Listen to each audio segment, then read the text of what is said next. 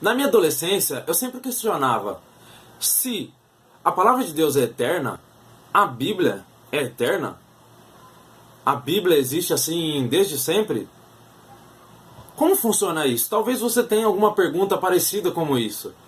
Ou, por exemplo, se consideramos que os escritos bíblicos são inspirados, como funciona esse processo de reconhecimento que esses escritos foram escritos inspirados por Deus?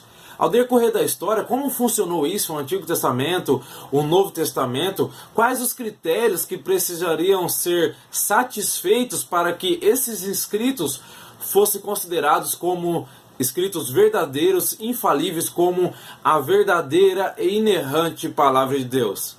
Pois é, então fique aí que no vídeo de hoje nós vamos falar sobre o cânon das Escrituras.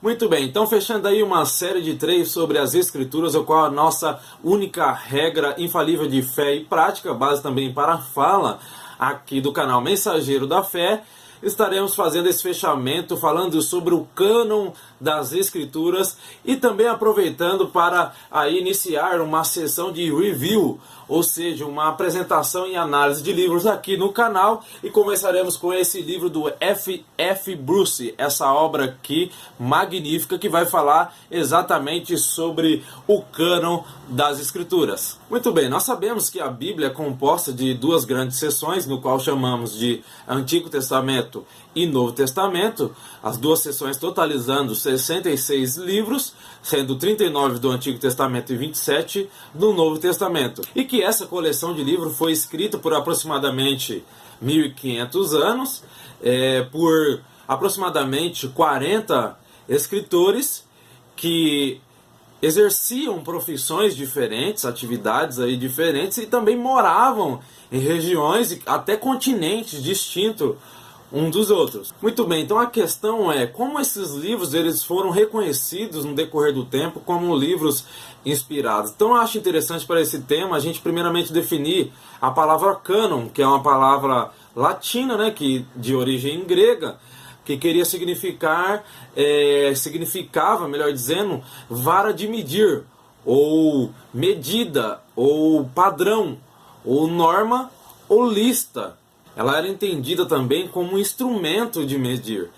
Norman Geisler, ele diz que mesmo antes do cristianismo, esse termo era utilizado num sentido mais amplo, como um padrão ou norma. Então, com relação aos livros da Bíblia, o cânon consiste naqueles livros que foram, no decorrer da história, considerados como livros divinamente inspirados por Deus, ou seja, livros que satisfizeram o padrão para serem incluídos nas Sagradas Escrituras.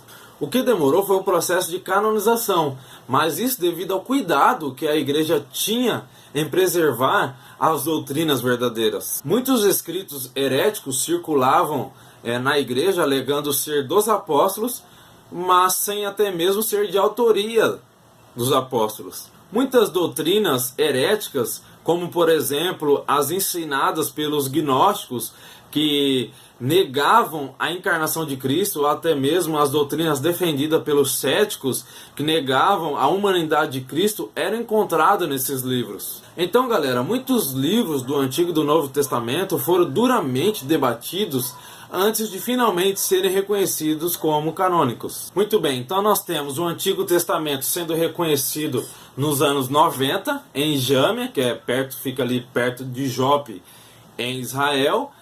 E nós temos o Novo Testamento sendo aí reconhecido e fixado o seu cânon nos anos 397, na antiga Cartago, que hoje é a Tunísia. Então nós temos aí, antes dos anos 400, todos os escritos já estavam sendo reconhecidos como regra de fé para os cristãos. O processo de canonização dos livros sagrados, eles costumam se estender por vários séculos, antes que as autoridades religiosas cheguem a uma decisão final. Um cânon ele jamais pode ser estabelecido de uma ideia previamente concebida.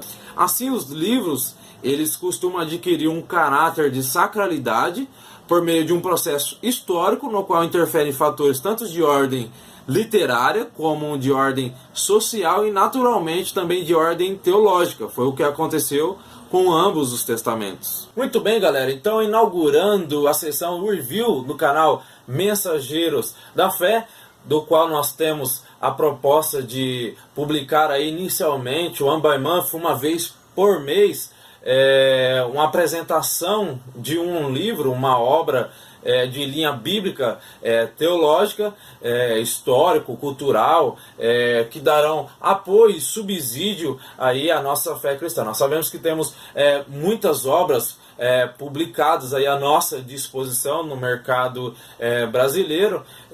Creio que muito nos apoia essas obras, são comentaristas, escritores, já que já percorreram uma longa caminhada de estudo e nos podem fornecer esse subsídio ao entendimento da fé cristã, das doutrinas principais da Bíblia, outras doutrinas secundárias e também de outras religiões, outras culturas também. Muito bem, nós esperamos que esse trabalho ele contribua de fato para a edificação da Igreja do Senhor, do povo de Deus, todos vocês que têm interesse no conhecimento e no aprendizado contínuo. Muito bem, iniciaremos desta vez uma análise aqui, apresentação desta obra, o Cânon das Escrituras do autor F.F. Bruce.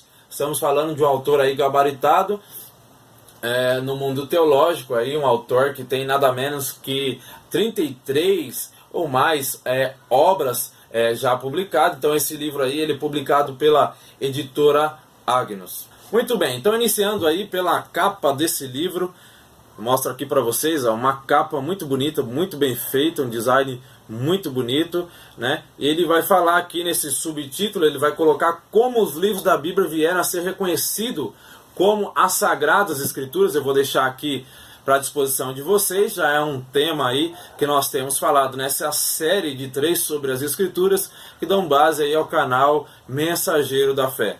Então o formato é 23 por 16, é uma obra aí que contém 300 páginas. Creio eu que ela abrange o público iniciante, mas também os estudantes aí já de longa data, gabaritados e tudo mais. E creio eu que todos aí da área bíblica já passaram por essa excelente obra aí na área da teologia bíblica. Muito bem, então o autor vai se propor aí a responder uma das principais perguntas, principalmente dos grupos de estudo, como por exemplo, como os livros da Bíblia eles foram reunidos? Ou como posso saber que esses são os livros inspirados por Deus e não aqueles outros?